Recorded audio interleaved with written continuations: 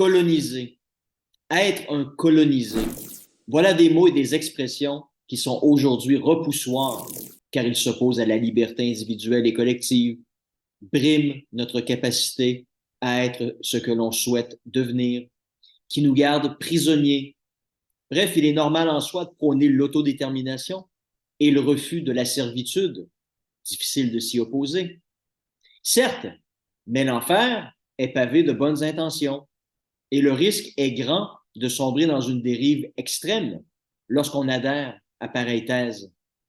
C'est le cas actuellement de la gauche woke occidentale dans le cadre du conflit entre Israël et le Hamas, qui n'arrive plus à voir juste et qui devient la caricature d'elle-même. Tout comme les Juifs, les Palestiniens ont le droit de s'autodéterminer, d'avoir leur propre État et de le gérer comme bon leur semble. Là n'est pas la question. Ce combat est en soi noble et nullement répréhensible, tout comme celui des Québécois, des Écossais ou des Catalans. Le problème est que le combat que mène le Hamas n'a rien à voir avec ce principe. Lutter pour obtenir leur propre État, pour un juste partage de Jérusalem, lieu de culte tant pour les Juifs que les musulmans? Non, il faudrait être aveugle ou complètement imbécile pour confondre le Hamas avec une lutte de libération nationale.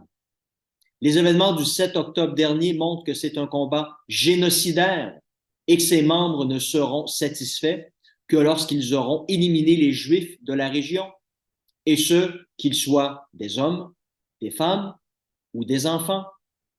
Ces gens ne font aucune distinction. Ils égorgeraient tout le monde si on leur donnait l'occasion de le faire. Une dégueulasserie immonde qu'aucune cause ne justifie. Mais voilà le problème avec l'anticolonialisme extrême des woke. Ils parviennent à expliquer les gestes les plus inhumains au nom de la mauvaise conscience que devraient avoir ceux qu'ils combattent. Leur anticolonialisme a toujours un alibi. C'est la faute de l'autre qui a brimé d'une façon quelconque le droit d'autrui à s'autodéterminer. Crime ultime, s'il en est un. D'où les oui, mais il faut comprendre de ces derniers. La ligne rouge entre la résistance acceptable et celle qui se doit d'être condamnée de la manière la plus ferme qui soit disparaît.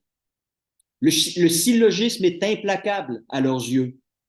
Un pays est colonialiste, le colonialisme est le mal absolu, alors le décolonialisme justifie le terrorisme qui n'est pas plus grave que le colonialisme lui-même.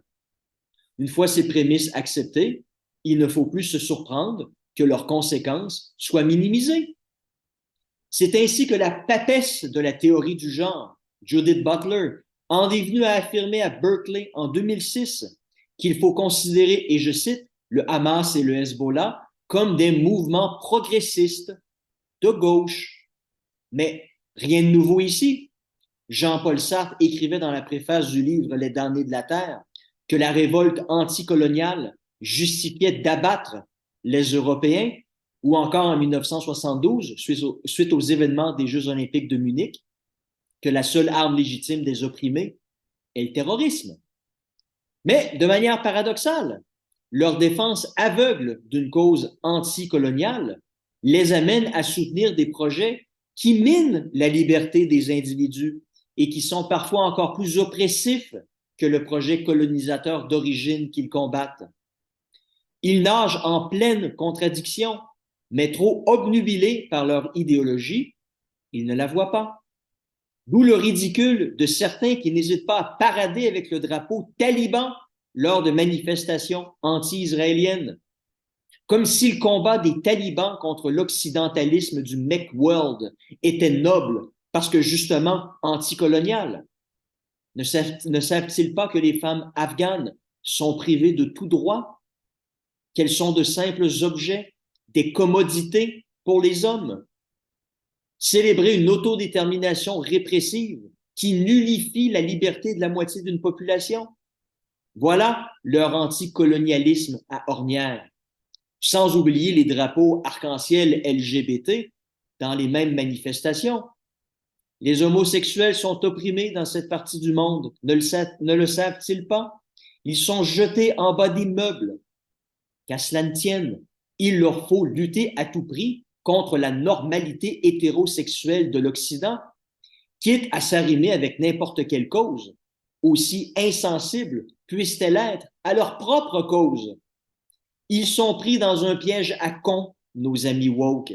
Si vous êtes anticolonialiste, vous vous devez de soutenir le Hamas.